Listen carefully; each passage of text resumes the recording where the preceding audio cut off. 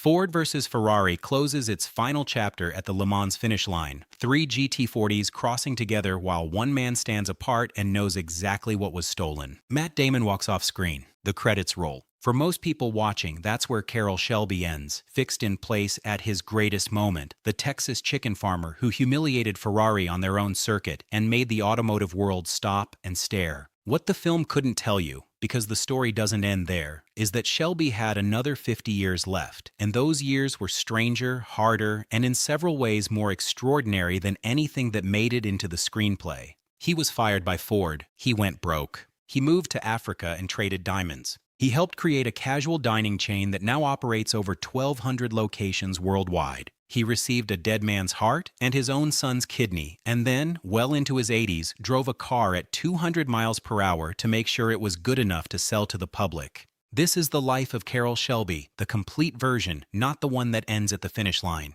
By 1967, Shelby American sat at the top of American motorsport. His GT40 program had just delivered Ford's defining victory in endurance racing. His Shelby Mustangs were moving off lots in numbers that Ford's own projections hadn't anticipated. And then, with the kind of corporate logic that rewards success by dismantling it, Ford decided they no longer needed him. The racing agreement ended in 1970. The Shelby Mustang program was canceled, Ford having concluded they could produce performance variants in-house without cutting Shelby into the arrangement. By 1971, all three of Shelby's subsidiaries, the Shelby Automotive Company, the Shelby Racing Company, and the Shelby Parts Company, had closed their doors and ceased operations entirely. The man who had beaten Ferrari at Le Mans was without a company, without a program, and without the car that had defined the most important decade of his professional life. Underneath all of that sat a wound that would take 30 years to fully understand. Back in 1965, at the peak of the Ford partnership, Shelby had signed the Cobra name over to Ford Motor Company for $1.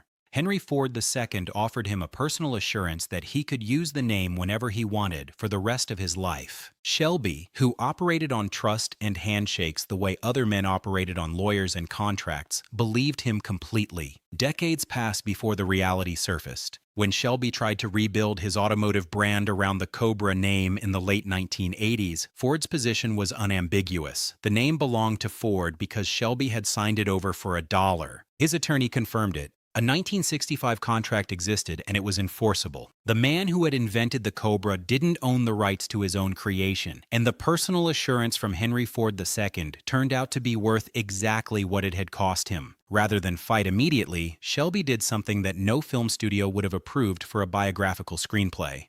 He left America entirely. For most of the 1970s, Carol Shelby lived across Botswana, Angola, and the Central African Republic, running a safari company and dealing in diamonds. The decade that killed the American muscle car, crushed beneath the weight of the oil crisis and federal emissions regulations, passed without him on the continent. Shelby, who had done more than almost any individual to establish the performance car as a commercial proposition in America, watched the era collapse from Central Africa, eating around campfires and tracking game across the bush. He declared the era dead and removed himself from the country entirely, which was either the most honest response imaginable or the most dramatic exit in automotive history, and the answer probably depends on how well you knew him. None of that stopped him from building a food business in the meantime. Carol Shelby's original Texas brand chili mix wasn't a vanity project or a random detour. He had co-founded the World Championship Chili Cook-Off in Terlingua, Texas in 1967, on a piece of land that contained an actual ghost town, and from that cook-off grew the International Chili Society, which Shelby formally established in 1970. The chili seasoning brand followed as a natural extension, and by 1986, he had built it into something significant enough that Kraft Inc. purchased it for what was publicly described as a tidy sum. And then there's the restaurant chain that nobody ever connects to the man who beat Ferrari. In 1975, his son-in-law Larry Levine came to Shelby looking for seed money to open a chili-themed restaurant in Dallas, Texas. Shelby provided it. That restaurant was the original Chili's Bar and Grill, which has since grown to over 1,200 locations across the world. The man who took the Le Mans victory away from Ferrari helped fund one of the most enduring casual dining chains in American restaurant history, and not a single one of those locations has a Ford GT40 on the wall. Lee Iacocca called in 1982.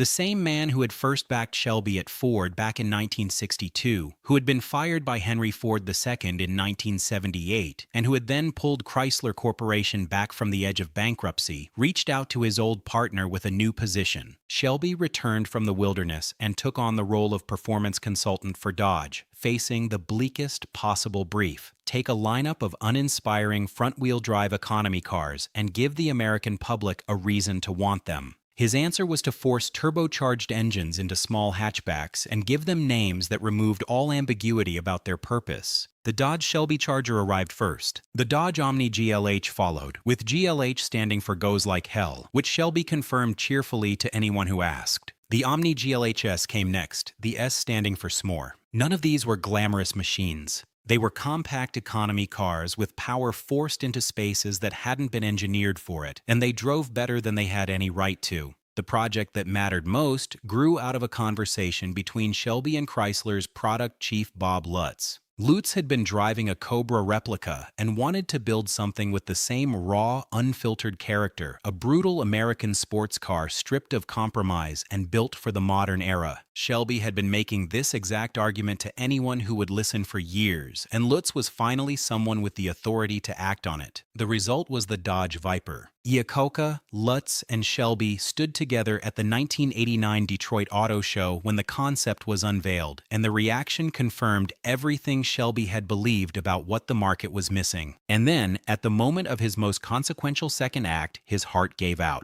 On June 7, 1990, Carol Shelby received a new heart from a 34-year-old man who had died of an aneurysm. At the time of the procedure, Shelby became one of the oldest recipients of a heart transplant in American medical history, and he would go on to become one of the nation's longest surviving patients of the surgery. The heart he surrendered had carried him through the Second World War, through Le Mans racing with nitroglycerin pills tucked under his tongue before each driving stint, through building the Cobra and the GT40 and the Shelby Mustang, through Africa, through grief, through legal betrayal, and through reinvention after reinvention. His cardiac condition had been identified in childhood. Years spent confined to bed and forbidden from exertion had been the opening chapters of a life that most cardiologists would have advised against living the way he lived it, and by 1990 there was nothing left to work with. He was straightforward about what the transplant cost him professionally. He had started the Viper project, he acknowledged later, but the surgical recovery pulled him away from the critical development phases, and the finished car ultimately belonged to Chrysler's engineers more than it belonged to him. Less than a year after the surgery, Shelby drove a Dodge Viper as the official pace car at the 1991 Indianapolis 500, which either represents an astonishing recovery or a refusal to take his own medical situation seriously, and the distinction probably depends on who you ask. Then in 1996, his kidneys failed. The organ that kept him alive this time came from his son, Michael, who agreed to donate to undergo the surgery and to accept the recovery and the risk so that his father could continue.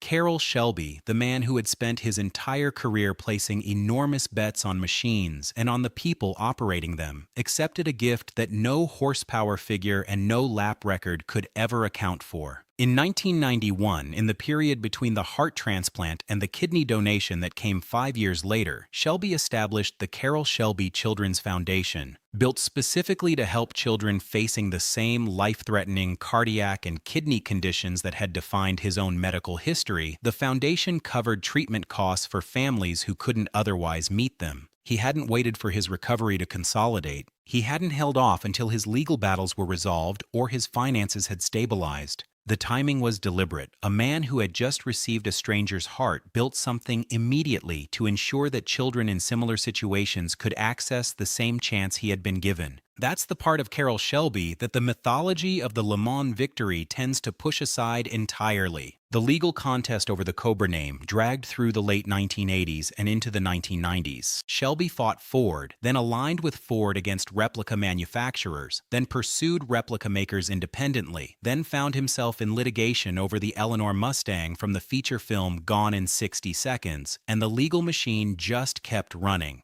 By 1994, his attorney had negotiated an agreement that granted Shelby a license to use the Cobra name on original 1960s-era vehicles. Not ownership, a license. Permission to use the name of something he had invented issued back to him by the company he had made internationally famous. Ford retained the trademark. Shelby received the right to use it under specific conditions. The man who had accepted $1 and a handshake from Henry Ford II spent 30 years learning exactly what that arrangement had been worth, and the final answer was a licensing agreement and a substantial amount in legal fees. What followed is genuinely unexpected. In 2003, Carroll Shelby and Ford Motor Company entered a new development partnership to produce Shelby Mustangs, and that second collaboration continued until his death.